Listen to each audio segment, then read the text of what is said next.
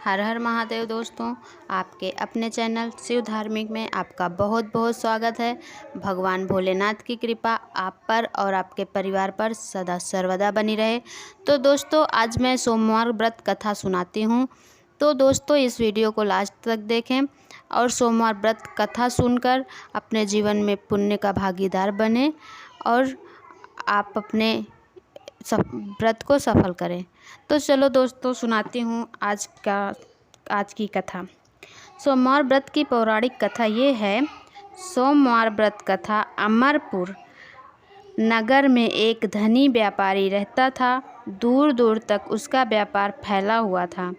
नगर में उस व्यापारी का सभी लोग मान सम्मान करते थे। इतना सब कुछ होने पर भी वह व्यापारी अंतर मन से बहुत दुखी था, क्योंकि उस व्यापारी का कोई पुत्र नहीं था। दिन रात उसे एक ही चिंता सताती रहती थी, उसकी मृत्यु के बाद इसके बाद इतने बड़े व्यापार और धन संपत्ति को कौन संभालेगा। पुत्र पाने की इच्छा से वह व्यापारी प्रति सोमवार भगवान शिव की व्रत पूजा किया करता था। सायंकाल को व्यापारी शिव मंदिर में जाकर भगवान शिव के सामने घी का दीपक जलाया करता था। उस व्यापारी की भक्ति देखकर एक दिन पार्वती ने भगवान शिव से कहा, हे प्राणनाथ, यह व्यापारी आपका सच्चा भक्त है। कितने दिनों से यह सोमवार का व्रत और पूजा नियमित रूप से कर रहा है। भगवान आप इस व्यापारी की मनोकामना अवश्य पूर्ण करें। भगवान शिव ने मुस्कुराते हुए कहा, हे पार्वती, इस संसार में सबको उसके कर्म के अनुसार फल की प्राप्ति होती है। प्राणी जैसा कर्म करता है उन्हें वैसा ही फल प्राप्त होता है। इसके बावजूद पार्वती जी ने नहीं माना। उन्होंने आग्रह करते हुए कहा, नहीं प्राणनाथ, आपको इस व्यापारी की इच्छा पूरी करनी ही पड़ेगी। यह आपका अनन्य भक्त है। प्रति सोमवार आपका विधिवत व्रत रखता है और पूजा अर्चना के बाद आपको भोग लगाकर एक समय भोजन ग्रहण करता है।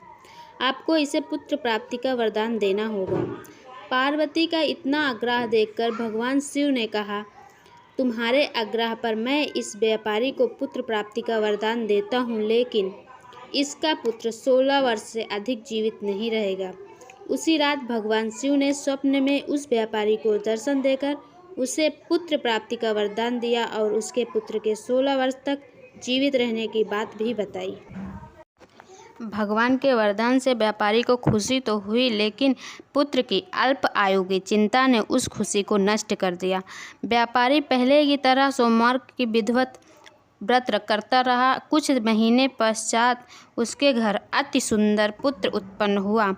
पुत्र जन्म से व्यापारी के घर में खुशियां भर गईं। बहुत धूमधाम से पुत्र जन्म का समारोह मनाया गया।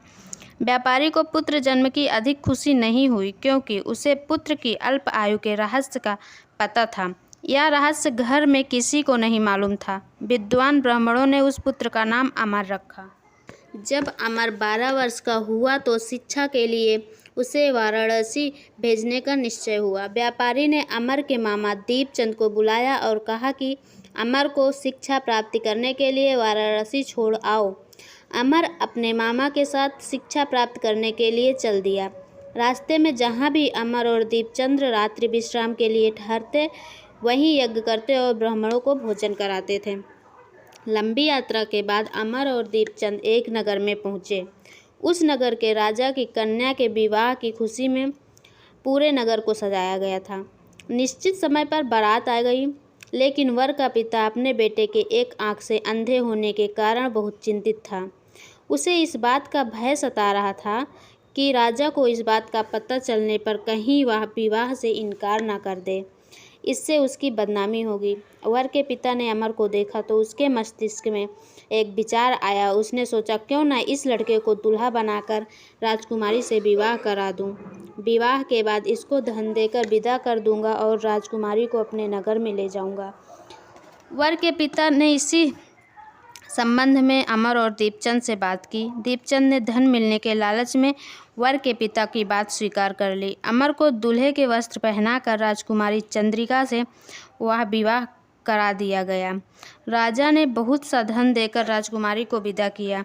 अमर जब लौट रहा था तो सच नहीं छिपा सका और उसने राजकुमारी की चुन्नी में लिख दिया, राजकुमारी चंद्रिका, तुम्हारा विवाह तो मेरे साथ हुआ था, मैं तो वाराणसी शिक्षा प्राप्ति करने जा रहा हूँ। अब तुम्हें जिस नवयुवक की पत्नी बनना पड़ेगा वह अंधा है। जब राजकुमारी ने अपनी चुनरी पर लिखा हुआ पढ़ा तो उसने अंधे लड़के के साथ जाने से इनकार कर दिया। राजा ने सब बात जानकर राजकुमारी को महल में रख लिया।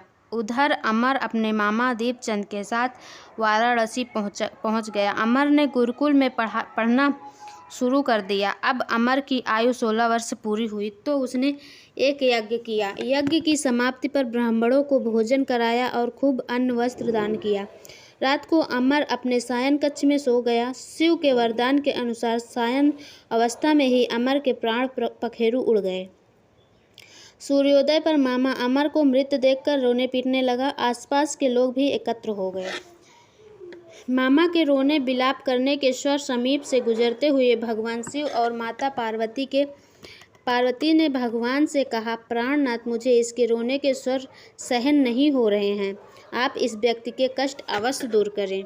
भगवान शिव ने पार्वती जी से कहा कि अदृश्य रूप में समीप जाकर अमर को देखा तो पार्वती जी से बोले, पार्वती, यह तो उसी व्यापारी का पुत्र है। मैंने इसे 16 वर्ष की आयु का वरदान दिया था।